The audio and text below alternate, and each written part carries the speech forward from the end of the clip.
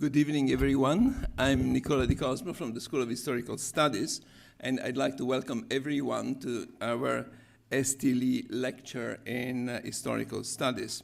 And I should start by thanking the S.T. Lee Foundation for making this possible. As some of you may know, S.T. Lee is a banker and philanthropist in Singapore, and a few years ago he endowed the S.T. Lee Fund for Historical Studies, which makes it possible for us to invite eminent scholars to give lectures in the humanities and historical studies at the Institute.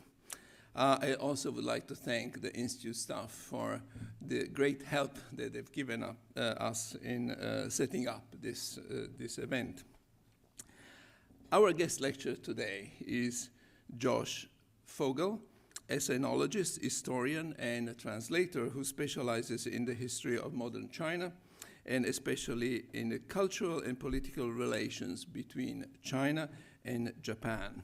He currently holds the Canada Research Chair at York University in Toronto. Josh graduated from Berkeley High School in 1968 after winning the Berkeley Yo-Yo Championship. And, it's amazing how much information you find on the internet. So on that strength, he went to the University of Chicago, graduating in 1972 with honors. Then he earned a master and a PhD in 1980 at Columbia University, studying with eminent scholars such as Martin Wilbur and Theodore de Bary. At the same time, he also spent about a year and a half at Kyoto University, specializing also in Japanese language and history. After 1 year as a Mellon Fellow in the Society of Fellows at Columbia University, he joined the history department at Harvard University in the fall of 1981 and stayed at Harvard until 1989 or 88. When he moved to the University of California, Santa Barbara, where he spent most of his professional career until 2005, when he moved to, as I said before, to the prestigious Canada Research Chair at York University. He has been the recipient of many prestigious grants and visiting professorships that have taken him to Japan, Israel, China, Hong Kong, and so forth. But it is with special pleasure that I will recall the 2 years that Josh spent as a visiting professor in East Asian Studies at the Institute in the School of Historical Studies. He's one of 3 visiting professors that for a period of altogether 5 years helped us launch the East Asian Studies program in the School of Historical Studies, and together with Professor Ibri and Professor Ellman. And therefore, I and the School of Historical Studies have a special debt of gratitude to Josh Fogel for his pioneering efforts in establishing East Asian Studies at the Institute. He has published extensively in the fields of Sino-Japanese relations, Chinese and Japanese historiography, travel literature, and maintains a broad, very many interests, including a long-standing interest in Talmudic studies. His most recent single-authored book is Articulating the Sinosphere, Sino-Japanese Relations in Space and Time, published in 2007 with published recently with Harvard University, but it reflects the 2007 Ray Shower lectures given at Harvard, as I said, in 2007. He has published another 5 single-authored books, which show the breadth and also the particular angle of Professor Fogel's scholarship at the intersection of many fields, cultural relation, diplomatic history, politics, literature, and so forth. For instance, the literature of travel in the Japanese rediscovery of China, 1862-1945, the cultural dimension of Sino-Japanese relations, essays in 19th and 20th centuries, Nakai Ushikichi in China, The Morning of Spirit, which was also translated into Japanese and currently being translated into Chinese. Politics and Sinology, the case of Naito Konan, and Ai Suchi's contribution to the development of Chinese Marxism. He has also edited 16 books. I will not read all of them, but just two, most recently, Writing Histories in Japan, Texts and Their Transformations from Ancient Times Through the Meiji Era in 2007, and Crossing the Yellow Sea, Sino-Japanese Cultural Context, 1600 to 1950, published in 2006. And then he has also published 14 volumes of translations. Here is a particular interest of mine. This is where we, I guess, intersect because of the translation of The Blue Wolf, a novel of the life of Genghis Khan, and also The Chronicle of the Tartar Whirlwind, a novel of 17th century East Asia. So Professor Fogel, in a word, is a scholar of many very, very broad interests, whose scholarship has made a deep impact, especially in the field of Sino-Japanese relations, but also many other fields. The title of his lecture today is Maiden Voyage, the Senzaimaru and the Creation of Modern Sino-Japanese Relations. Please welcome Professor Fogel.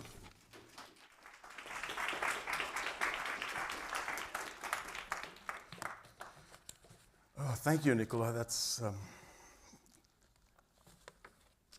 quite an introduction. Thank you very much to the Institute, and particularly to Nicola for organizing this and allowing me to come back here after 11 years of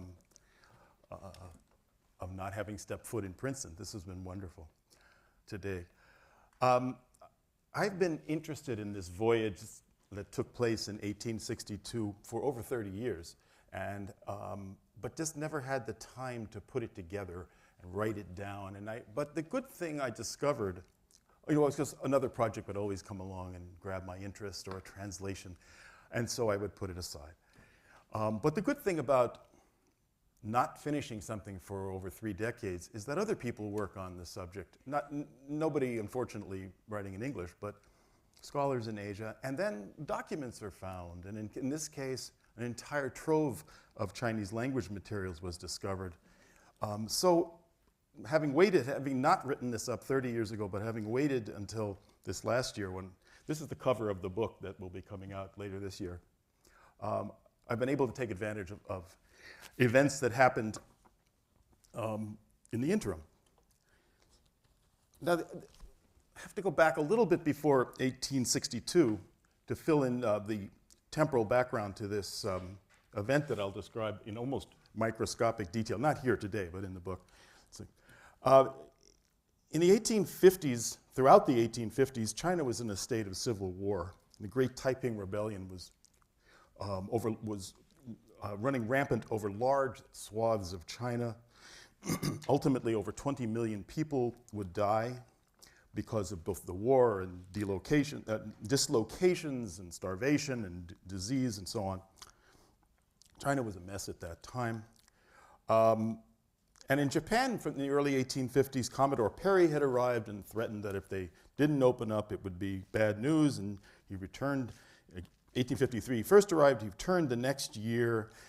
The Americans forced a treaty on the Japanese, and that treaty meant that in 1859, by the end of the decade, Japan would have to open its ports to the Americans, and then other countries horned their way in as well. Well, the Japanese leadership, the shogunate, decides that it just can't sit back and wait for these things to happen. So it decides that it's time to go out and see what the wide world looks like. But where do you go? They just didn't know exactly. And they finally decide, I'll spare you all the details, they go to Shanghai. Shanghai, why Shanghai of all places? Well, you could find the whole world in microcosm in Shanghai. You didn't have to go to all the countries of Europe and North America. You could go to Shanghai and find all of them in microcosm in the various, what they call the concession areas, and you could scope them out that way. So, fine, let's go to Shanghai. They could do it, they thought maybe we could do it in Hong Kong too, but nah, for some reason, the British dissuaded them from doing that. The British was one source of information after 1859. But now you need a ship, and as some of you will know, even if you're not in the Japan field, the Japanese had not been allowed to sail anything larger than a small fishing vessel for the previous 2 centuries. So there are no ocean-worthy vessels in Japan that are owned by the Japanese. So they have to rent or buy a ship. It turns out that rentals are way too expensive, so they bought a ship from the British. This is they buy a ship called the Armistice. I think I have a pointer here. As you can see here, this is the Lloyd's list from 1861. Lloyd's list is this only exists in microcosm at the National Maritime Museum in Greenwich, England. And it's a listing, obviously in alphabetical order. Wow, it's amazing. You can see here, here's the Armistice right here, and the name Richardson, who was the captain, the owner of the ship as well as the captain. And these are all the ports it went to in the course of 1861. NAGA is Nagasaki. What are some other ones here? It's hard for me to read this, but, and it has dates. And it's, as negotiations, the Armistice goes back to, it was built in 1855 in Sunderland on the northeast coast of Great Britain. And it first entered Chinese waters in East Asian waters in late 1860 when it made, and then it entered the port of Shanghai. And then it began making trips back and forth, and that's what these are, back and forth between Shanghai and Nagasaki, many times over the next few years. Not only Shanghai, but other port cities along the lower Yangtze region as well. All right, so they agree with Henry Richardson to buy his ship, but now they need a crew, because now you have a ship, but there's still nobody in Japan who knows how to sail a ship on the ocean. So they hired Richardson and his crew back to sail the ship. He agreed to do it, and he would then depart from them when they reached Shanghai. All right, so that now they have to realize the fact that they know nobody in Shanghai. They have no treaty relations with the Chinese. They're just going to show up. Well, they needed an intermediary, and to do that, enter the Dutch. The Dutch come in because the Dutch have had contact. They're the only Western power. They're the only Westerners at all who have had contact with the Japanese over the previous 2 centuries. And there's not a huge Dutch community in Japan, but there is a community. And you can see Theodorus Kloos here. He's the second one, isn't he? Yeah, he's almost hiding in the picture behind there on the left. He's a businessman. I refer to him as the elusive Dutchman. And he has contacts both. He's the vice consul, Dutch vice consul in Shanghai. And he has contacts in Nagasaki. These other fellows are long-termers in Nagasaki, the Baudouin brothers and so on. And this is the only extant picture that's been we know of Kloos. Am I pronouncing that correctly? Is that right? Yes, okay. I've asked 20 Dutch people, so I think I'm... he agrees to go to facilitate the trip. He doesn't make the trip with them, but he agrees to, he'll meet them in Shanghai and provide introductions to the Chinese authorities, serve as guarantor, as it were, for a nice fee, of course. So there's negotiations among the Japanese officialdom that lead ultimately to sending this trip. And they're huge. They go through, and there's fighting and all sorts of, as you can well imagine. And this is a time, it has to be kept secret too, because this is a time, early 1860s, when there are xenophobic samurai running around cutting people down left and right. Where any contact with things Western is poisonous. So, and any thought of giving into the pressure of Westerners can be fatal. So this is all kept very secret. The main figure on the Japanese side is the Nagasaki magistrate, who is the most powerful figure in foreign relations, such as they were. He's responsible on behalf of the shogunate for all foreigners who are under strict, tight controls in Nagasaki. And it's finally decided that the last best hope for the Tokugawa regime, the last best hope for wealth and strength is trade, international trade. Trade with China, trade with the powers, the Europeans. But the immediate goal of this trip is to scope out what is international trade. They don't really know what international trade is all about, how it's done. So that's the primary goal of the trip. It's under cover of wanting to go and trade in Shanghai, but really the message is to bring back a report on what it's like. So in April of 1862, the Japanese fork over the $34,000 for the armistice.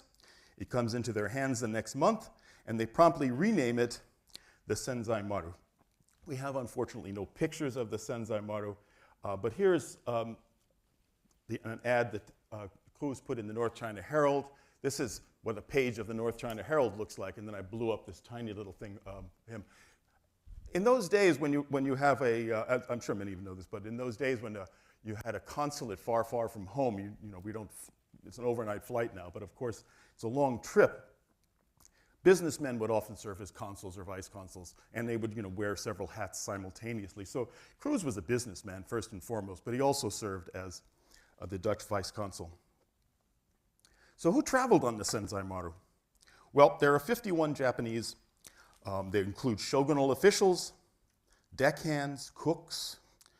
Then there's the British crew, and there's one Dutch businessman, Franciscus Tombrink, and he's very important to the entire venture. I'll tell you why in a moment. Total of 67. And because of the novelty of the trip, the first of its kind in well over 200 years from the Japan side, there's a handful of travelers aboard, of Japanese travelers, that left extensive accounts. And I should mention the really important fact that they were all extremely well trained in Chinese language, written Chinese language, Chinese texts, Chinese culture, and they were also all extremely young. Most of them, there's one who was 18 years old, but most of them are in their 20s, so they're quite young, almost all of them samurai class. There's one account that was left by a merchant, which is also very interesting and full of very different kinds of information.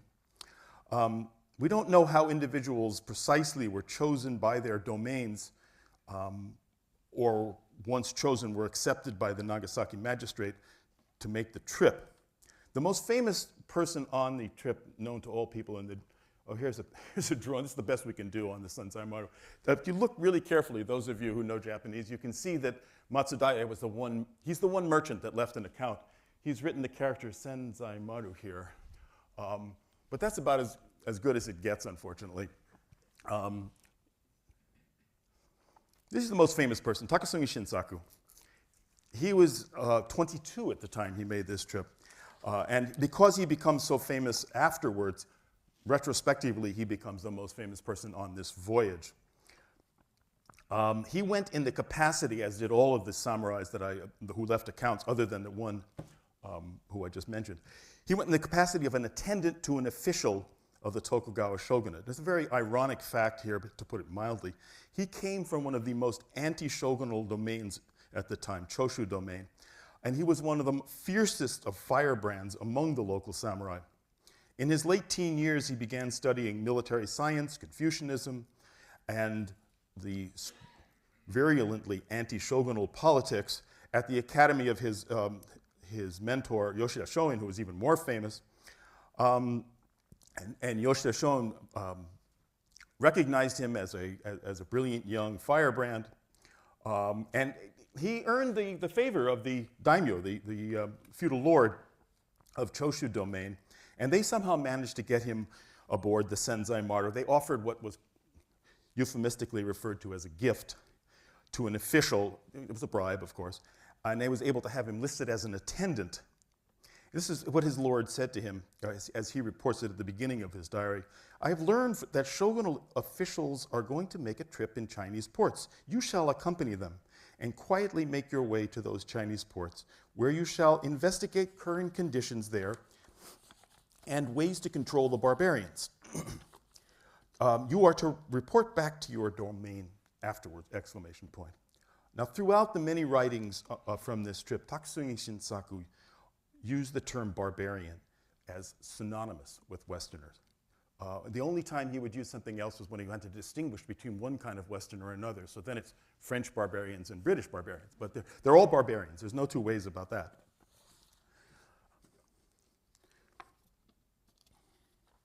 So before they could get aboard the Senzaimaru, all these Japanese travelers, all 51 of the Japanese, had to make their way to Nagasaki, which is no mean feat to get from their home domains to Nagasaki. Takasungi, as it turns out, arrived 2.5 months before the departure time, and he writes a bit about what he did there. And at one point, he talks about meeting 2 American missionaries who had been now in Nagasaki for 3 years. The missionaries arrived 3 seconds after the door was opened to them in 1859. And they have a long discussion about the American Civil War, which was just a year old at that point. One of the missionaries was from Virginia, and get a rather different view from one of the other missionaries who was actually a Dutch immigrant but was from New York. After a little politics and history in his account, Takasungi reports that they switched the conversation to Christianity. As Takasungi put it, and I quote, "I did not wish to hear, so I left. The 2 men wanted to study Japanese with me. It seemed very strange. Their intention was to use Japanese to spread Christianity in Japan. I would like to see that they are kept away from my important people." This is an inkling of what's to come in his views of Christianity. Slowly but surely, the rest of the passengers arrive in Nagasaki, and this is where we meet Matsudaya, Hankichi the merchant. He's one of 3 merchants. The only one that leaves an account, and he's the one who left this that I showed you a second ago and other sketches of the ship. It was his job to try and figure out what they should bring to China. And since no one had ever been there before, they asked, there are Chinese merchants both living in Nagasaki and coming aboard Chinese vessels. So he observed and he talked to them, or exchanged brush conversations with them. I'll talk about that in a second. And then he came up with a list of things that might possibly sell when they reached Shanghai. They departed on May 27th, 1862, and it was not an easy passage. This is Matsudaya's picture of what the ship was like. It's keeling at all points.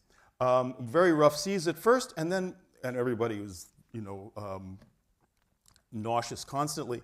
And then the wind dies down completely, and this is a sail ship, as you can see. There's steamships available, but they couldn't afford a steamship, so they're in a sail ship here.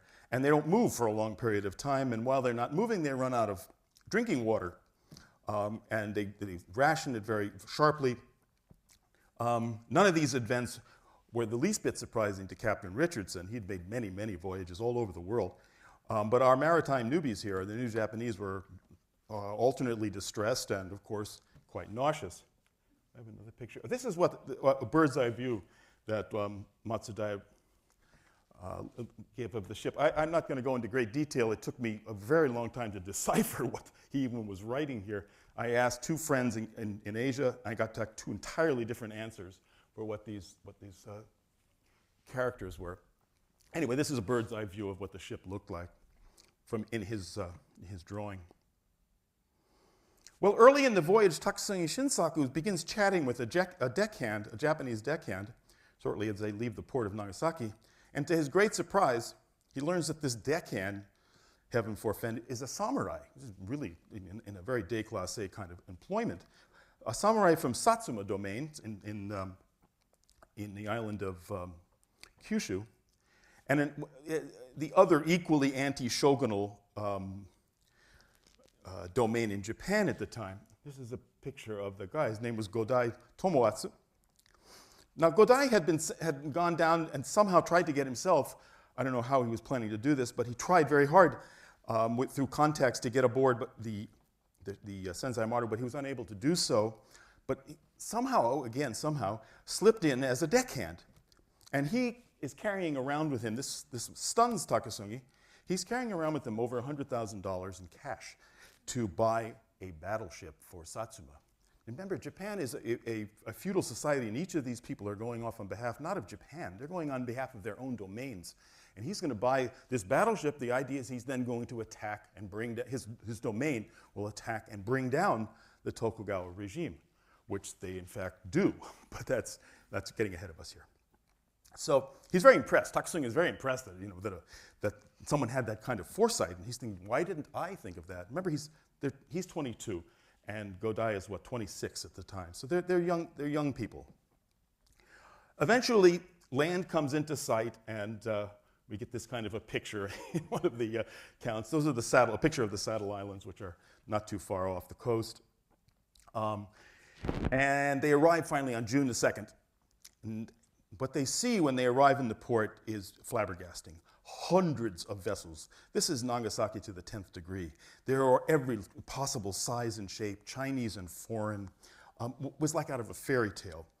All of them refer to this, use the same metaphor of a forest of masts. So all they could see were masts of ships everywhere. Never seen anything like it before. They dock in front of the Dutch consulate, which is the Dutch consulate / the home of Theodorus Cruz. And that afternoon, some of the Japanese see fires in the distance along the western sky, and they ask Captain Richardson what it was, and he explains, because he's been going back and forth now many times, that it was the work of the Taiping rebels who were about to besiege the city of Shanghai just as they arrived.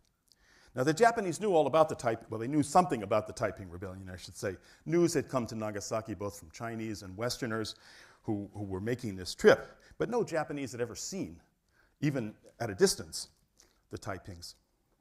Despite the overwhelming prosperity of Shanghai at first glance, when they come right into the area of the Dutch consulate, which is where the Westerners lived, the Japanese travelers were just as clearly aware that much of the prosperity they were seeing belonged, first and foremost, to the Westerners. And it was the West that was carving out their little niches in the city of Shanghai, and because in fact they had just defeated, over the previous 2 decades, they had defeated China twice in wars and won a whole host of concessions. One of the travelers, this guy Hibino here, frequently took to composing Chinese verse when he would see a scene. I don't think he was one of the world's great poets, but he would often write a Chinese poem to sum up his response to a given situation. In one poem, he makes this comparison about prosperity very clear. After he comments earlier in the poem about all the hustle bustle, the mobs of people like they'd never seen before in the harbor and on shore, he notes, recalling the calamity at Dagu, that's a scene that the Westerners had destroyed this fort in the Second Opium War. Recalling the calamity at Dagu, those vile creatures, the British, are indeed still scooping up profits in the marketplace. Pray do not say of Shanghai that this is a flourishing place, for how much of it is being transported home on barbarian ships? And as you might imagine, the Japanese cut quite a figure on the streets of Shanghai. They were samurai, right? And they took that quite seriously. They had distinctive hairstyles. The Chinese, too, had distinctive hairstyles. The Japanese had very distinctive hairstyles. They had very distinctive clothing, very different from the Chinese. And they wore, as was their obligation, a long and a short sword at the hilt wherever they went. They had to. And they were quite a sight. And the Chinese followed them everywhere. They were mobbed, and we talk about this all the time, how they were mobbed, they could never have any peace, and so on. Virtually no one had ever seen a realized Japanese before, and this comes up repeatedly in the accounts. Now, for their part, the Japanese began recording first impressions even before they touched the ground in Shanghai, as the ship was sailing to dock.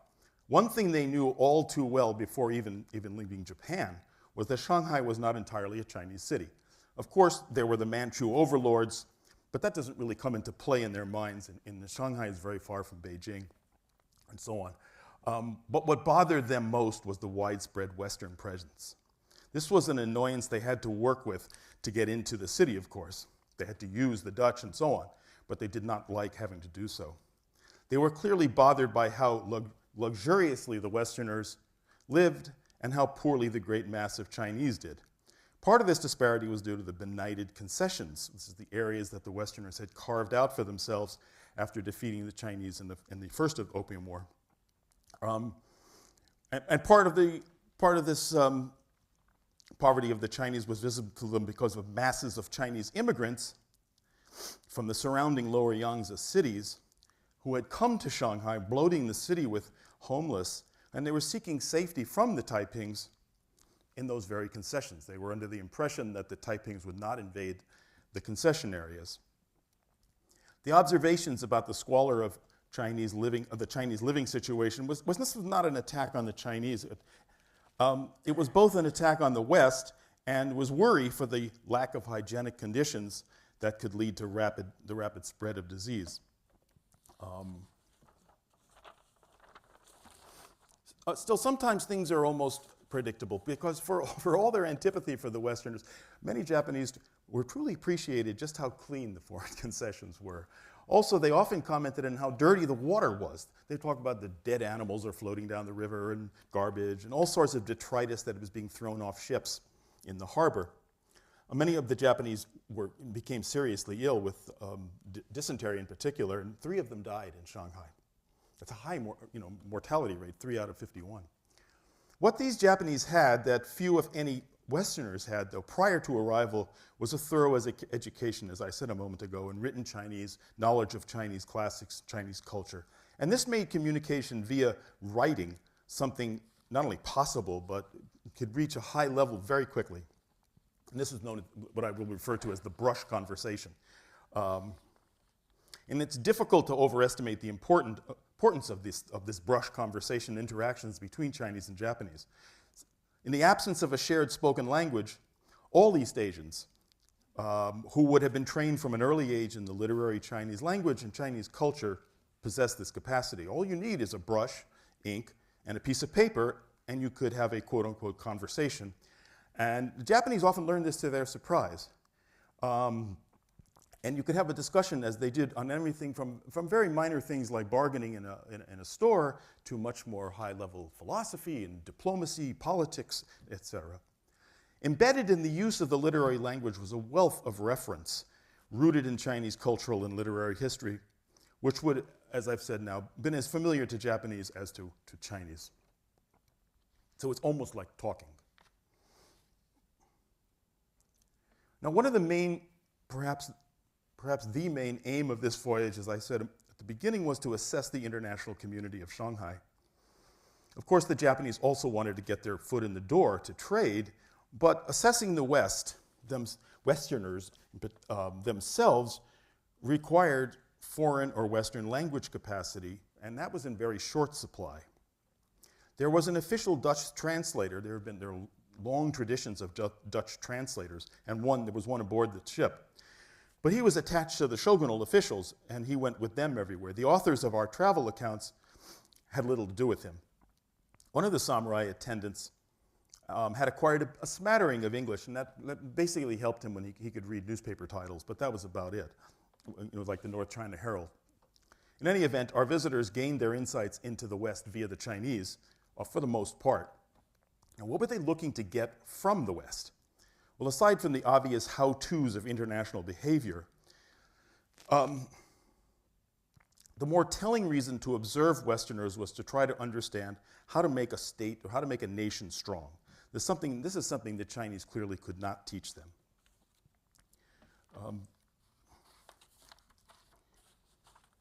While this was a lesser form of knowledge, of course, it wasn't high cultural knowledge, in a world of big fish gobbling up little fish, it was an increasingly necessary form of knowledge. And Japan's long disconnection from active interaction with the outside world put it in a distinct disadvantage.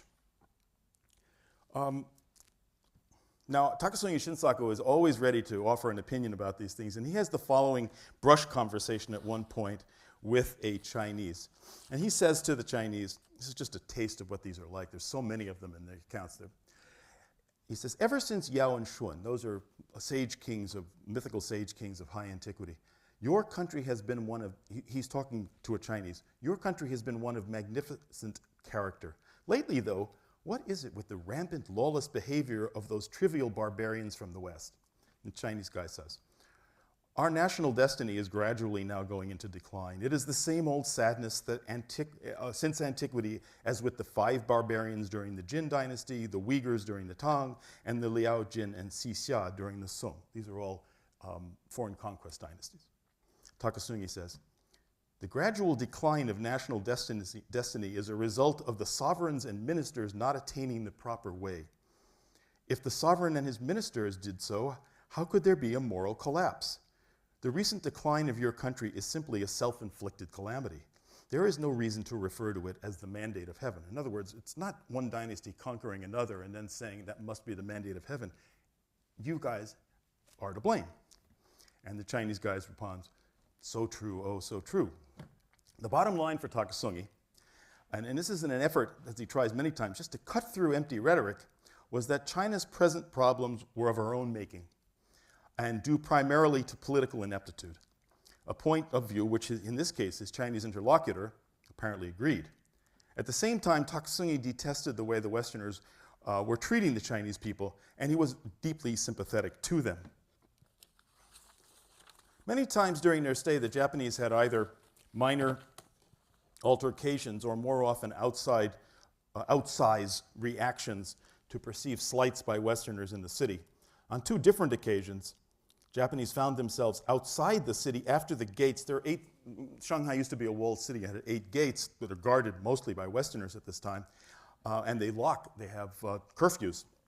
And the Japanese who were not completely attentive to this found themselves outside as the gate was locked, and they couldn't get in. Well, both times the Western guards saw that these were Japanese, not others, and helped them to get in. But the Chinese, there were some Chinese there too on both of these occasions, and they couldn't get in, were not allowed into the city.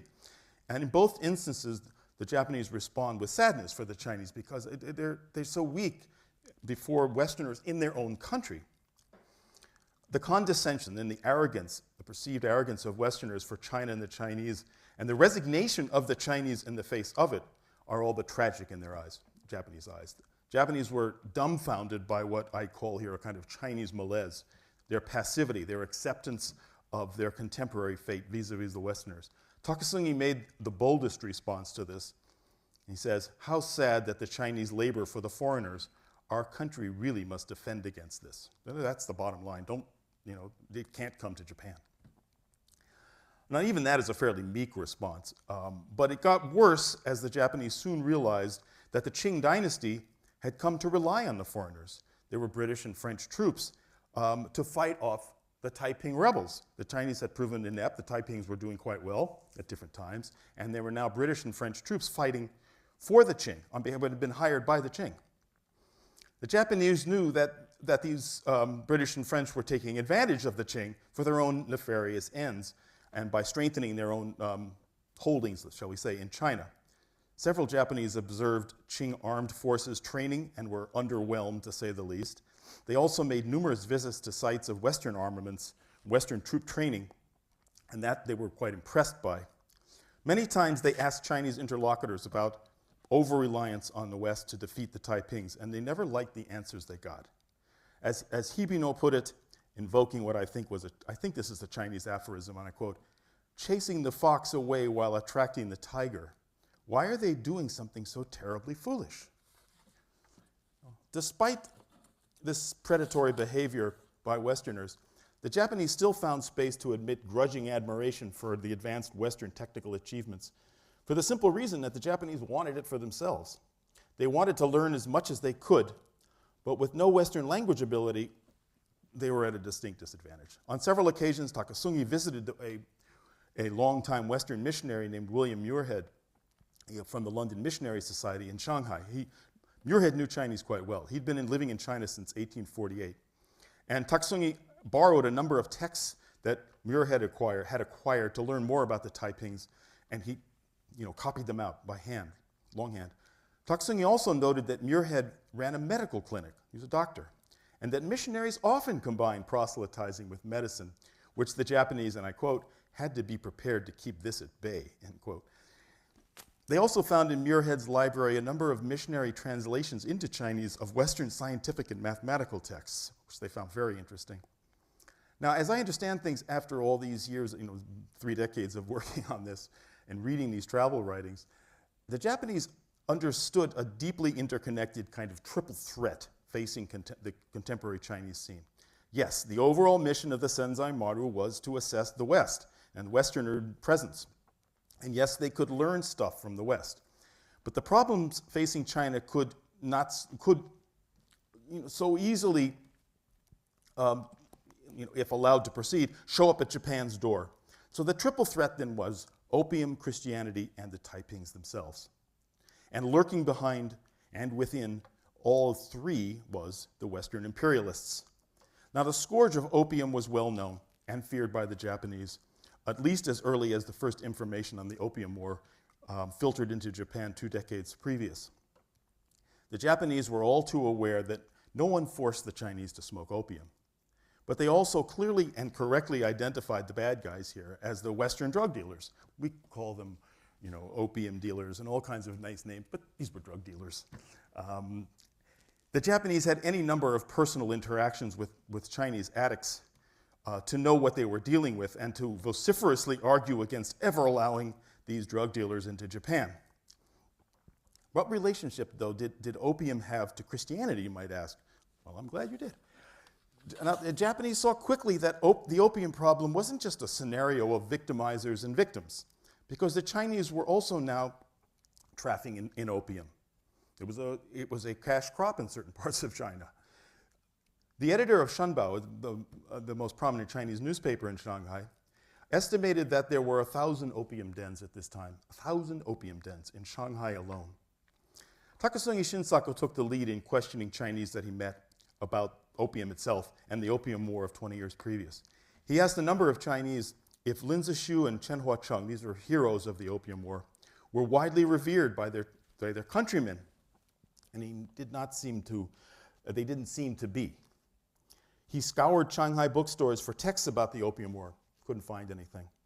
It's important to note that the opium problem in mid-19th century China, and especially Shanghai, was far worse than anything we might be familiar with in the modern American experience, say the crack epidemic of New York in the 1980s. Nobody knows exactly the number of opium addicts, but it's been estimated that it was roughly 10 times, or perhaps worse than that.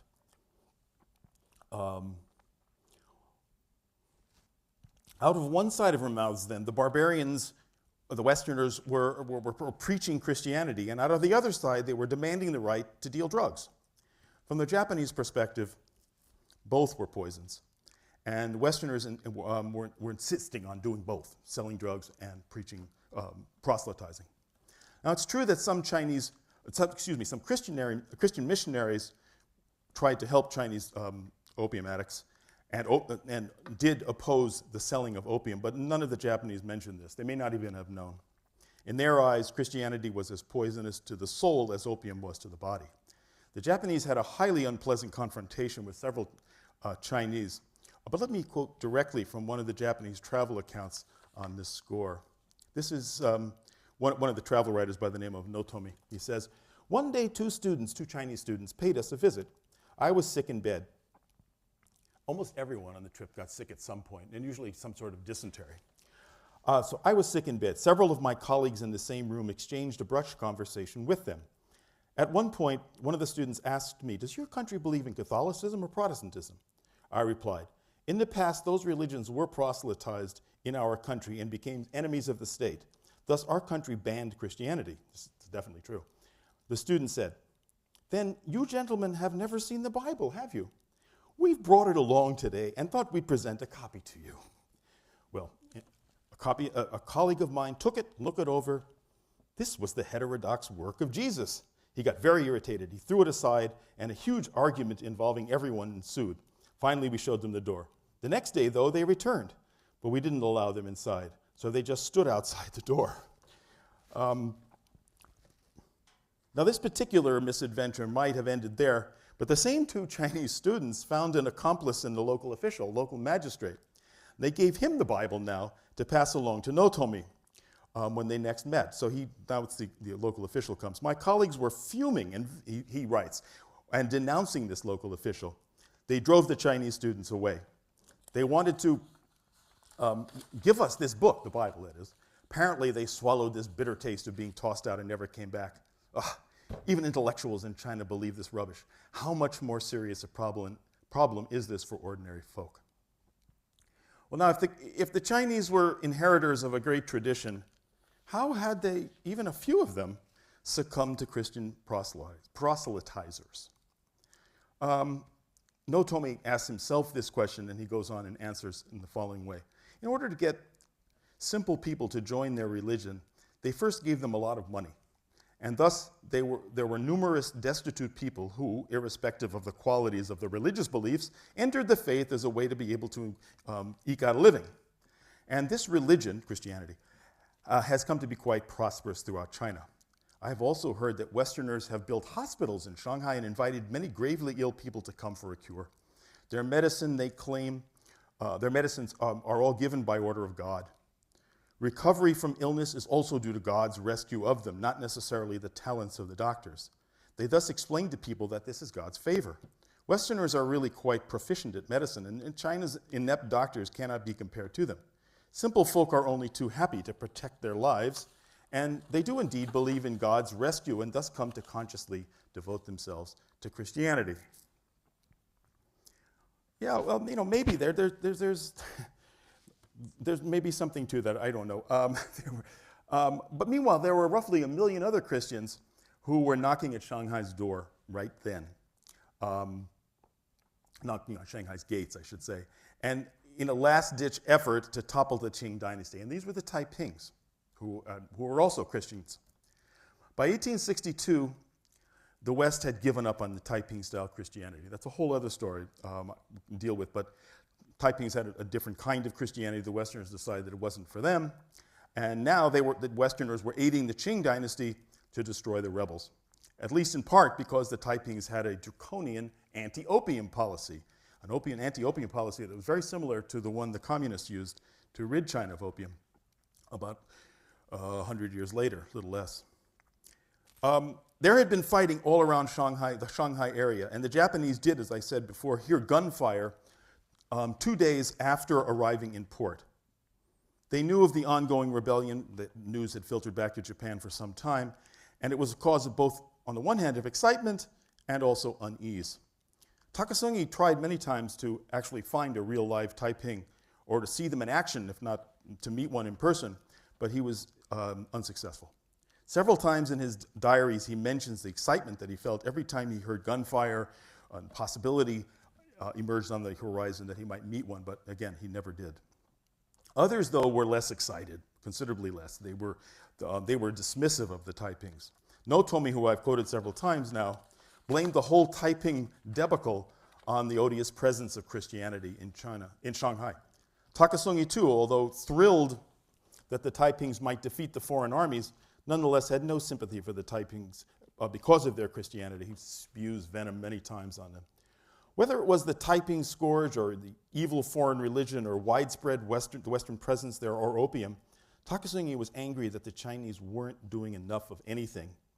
They seemed hopelessly passive, and whenever he asked a Chinese interlocutor about it, he'd always get resigned, passive answers, which he didn't care for. One interesting brush conversation that Hibino had with a Chinese about the Taipings is worth looking at a little bit more closely. Hibino asked who was leading the government forces, and his Chinese acquaintance mentioned that Zheng Guofan, perhaps the most important official of his time, was the most important military leader and a graduate of the Hanlin Academy. This is like saying that George Patton was commander of the troops on the European front and had an Oxbridge degree in philosophy or classics. It's very odd. And he also went to the Hanlin Academy, as if that mattered for fighting on the field. Now, Hibino heard that Zheng had used local folks. I think I have it. This is somebody else's picture here. Local people that Zheng had used them in his armed forces, something that struck him as decidedly strange. And his Chinese acquaintance said, yeah, they did. Now, this was a reference to the famous Tuanlian system that Zheng had adapted to help defeat the Taipings, organizing local peoples to defend their areas rather than standing armies which had failed to defeat the Taipings. It was also something totally alien to Japanese conceptions of military force. The Japanese lived in a world where only the elite samurai caste could so much as handle a weapon, let alone fight. I argue in this book that Takasungi's exposure to this system may have influenced his subsequent organization of what is called the Kiheitai, which in Japanese is usually translated as the irregular militia, when he got home in his native Choshu domain. And it's a similar cross-class military organization that helped bring down the Tokugawa Bakufu, even though Takasungi didn't live to see that happen. Notomi was similarly amazed and even included a drawing of this irregular troop. Well, this is not the irregular ones with the term for Japan, but he was really taken by the fact that you can see what you have here is not a person with uniform and so on. Whatever romantic ideas, what romantic views of the Taipings may have preceded them, when the Senzaimaru returned to Japan, its passengers brought back decidedly negative images in their writings. Takasungi Shinsaku exercised an especially powerful influence on radical samurai at the end of the Edo period. Not his travelogue, that wasn't published till much later, but his persona, his person. Kusaka Genzui, who was another slightly younger Choshu native, an ally of Takasungi, would write only a few months later in September 1862, and I quote here, "Much of China has in recent years been overrun by a heretical religion, and as a result, the way of the Duke of Zhou," meaning Confucianism basically, "had fallen to such a state. This is truly a pitiful situation. I learned from a man who recently returned from Shanghai that doctors who provide medical treatment at hospitals built by the barbarians are missionaries, and they take advantage of patients who are seriously ill on the verge of death to convince them to adopt their bizarre religion." Now, clearly, the man who recently returned from Shanghai was none other than Takasungi Shinsaku. And both men were first and foremost concerned with the fate of their own country, or meaning their own domain. A fate endangered by the possibility that a Taiping victory, if the Taipings actually won, that might make a joint Christian invasion of Japan possible. The lesson of the Taiping rebellion for the Japanese on this voyage was not admiration for their pluck, for their capacity to possibly overturn the decadent Qing dynasty. It was that social upheaval from below was dangerous, especially when exacerbated by a contemporaneous external threat from foreign powers.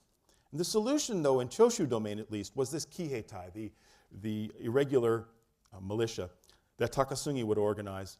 And I think at least in part it was inspired by the Tuanlian system that I showed you a picture of a moment ago, in which local braves were recruited and ultimately served as the force to defeat the Taipings. Do I have a few more minutes? Okay. Let me say just a few words about the meetings that the Japanese had with the Chinese authorities. Now, these are the documents that have only recently been found. They still haven't been published. Until they were found in the Zhongliyamen archives, the first foreign office known as the Zhongliyamen in Taiwan, we only had the Japanese side of the story of this voyage. These documents involve the meetings between the Japanese visitors and the Daotai, or circuit attendant of Shanghai, Mr. Wu Shu. The Japanese were looking for what he might do for them, and he was more than a little generous. From his perspective, he's got rebels attacking his city, tens of thousands of them, maybe hundreds of thousands, and he's got a dozen or more Western powers to deal with in the city of Shanghai. He's got widespread homelessness. He's got disease rampant, people seeking refuge from the Taipings. And here come the Japanese, a small group of 51. They must have been just a fly. I mean, they couldn't, he was nice enough to meet with them, but he's got an ocean of troubles. He doesn't need this. And at their very first meeting, only several days after their arrival, which Cruz must have organized, he actually brings them to, escorts them and introduces them, the Japanese officials to Wu Shu. We know of the content of this meeting because Wu Shu reports on it to his superiors. They claim to have, according to his report, the Japanese claim at this meeting to have transported their goods on a Dutch trading vessel. This is completely untrue because they had just bought it from the British, but they claim it was Dutch. It's interesting, the vessel is flying 3 flags. Apparently this was done at the time. It's flying the British flag because of the British crew. It's flying the Hinomaru, the Japanese flag, still the Japanese flag, and it's flying the Dutch flag of the time, because it was the one Dutch merchant aboard to legitimize that the Dutch were involved in the trading.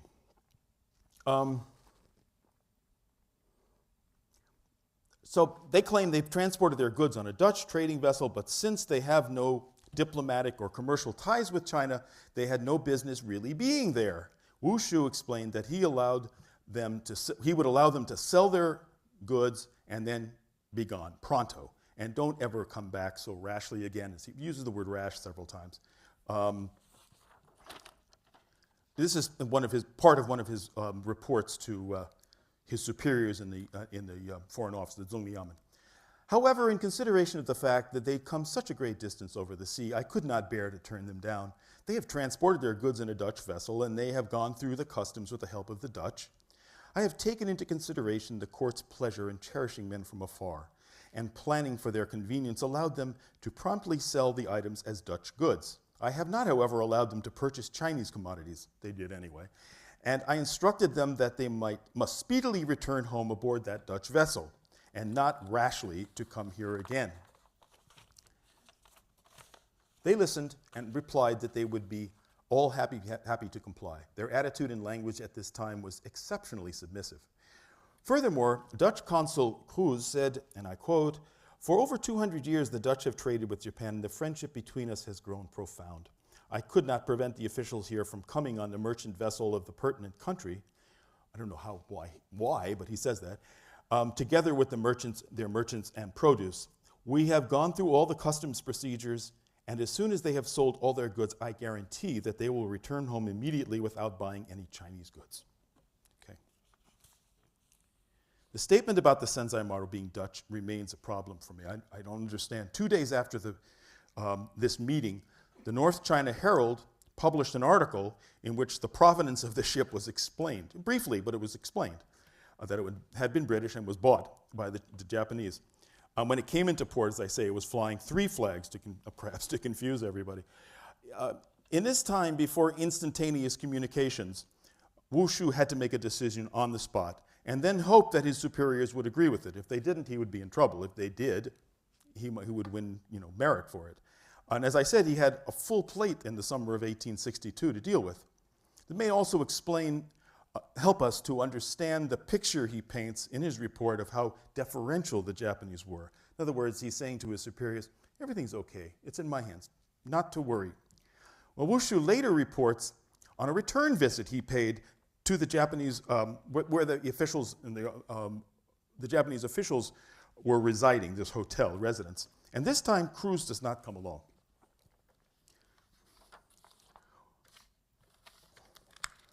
And he says, on June the 22nd, he doesn't use that calendar, of course, but I've translated here. On June the 22nd, I went to their lodgings to inspect the situation at hand.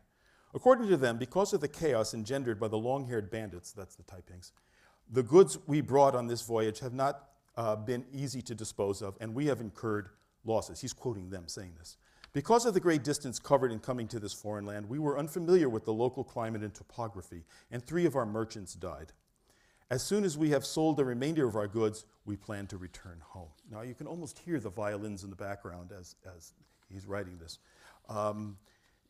Wu Shu recounts the visit and so on. They had made great sacrifices, several had died. None of them were merchants, by the way, who died, but he calls them merchants here. Money had been lost through no fault of their own. They blame it on the Taiping Rebellion, and all they wanted was to finish their business and go home.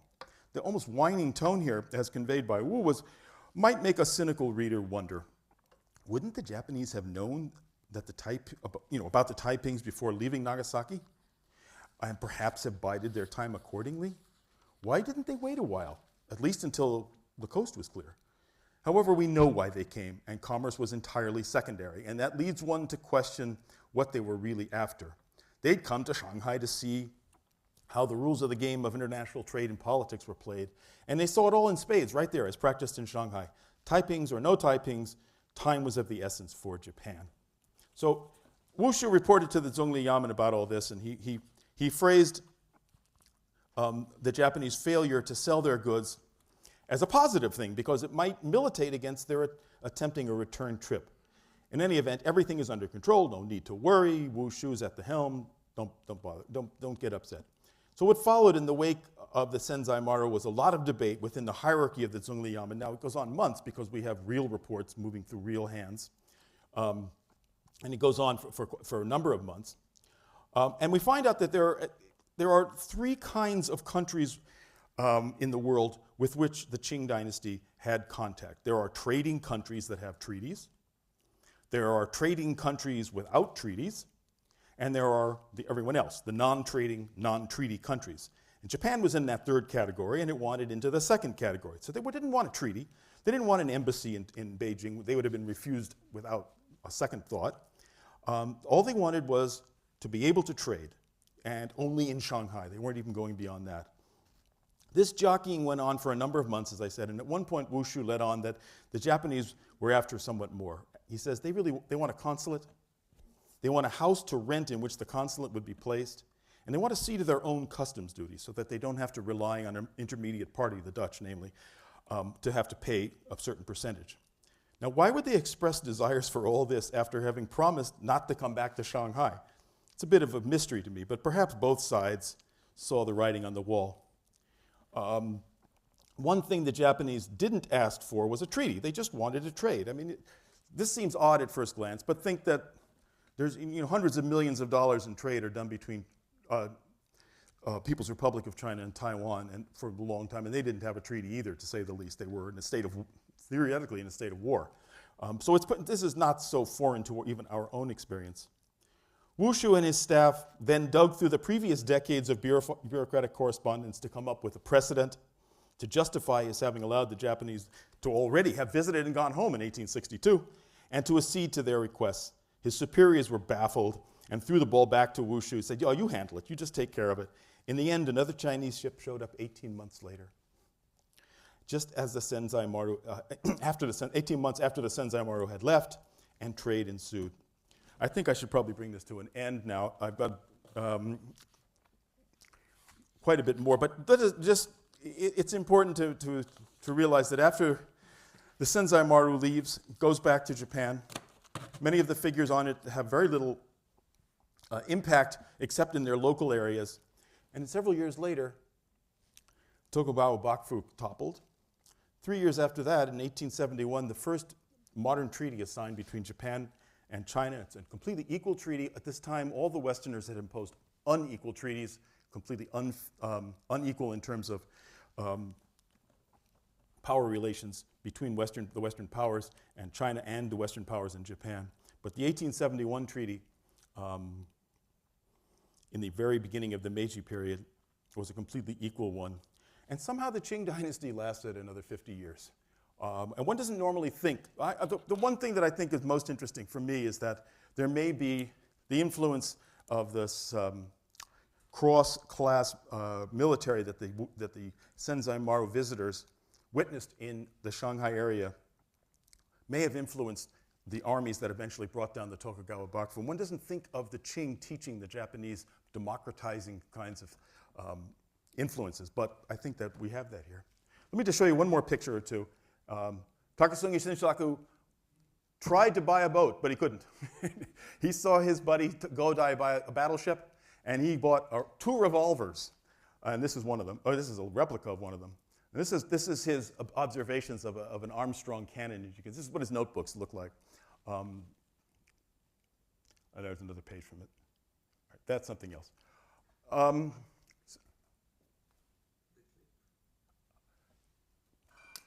Bear with me for 30 seconds. In 1944, the very famous director, Inagaki Hiroshi, read one of these accounts, Takasungi Shinsaku's accounts, and was really taken with it. Now, 1944, China and Japan were at total war. It was a dreadful time. But he said, let's make a movie about the Senzaimaru. It's really terrific. So he gets the money, and they do a completely joint venture. Chinese director, he's the main director, but they also have Chinese directors, Chinese actors, and Japanese actors. And that film was lost immediately after the war. And a few years ago, it was found in a Soviet archive of films with a cache of over 50,000 movies, most of which were already known, most of which, of course, were not Japanese movies. But these movies had been, the movie came out in December of 1944, and then the world of East Asia was kind of a mess then. People weren't really going to the movies that often. So the first reel of 3 is lost, but this is the beginning of reel 2.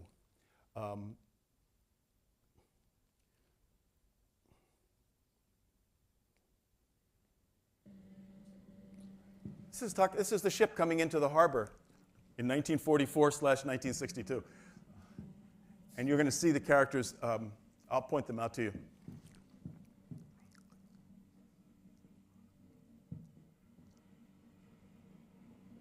This is, of course, occupied Shanghai, mind you. They only show one flag, only the Japanese flag. Well, there are 3 flags.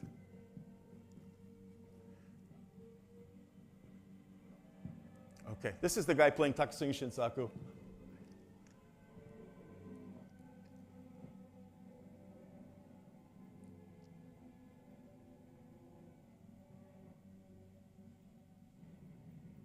Here he cannon fire in the distance from the walls of Shanghai.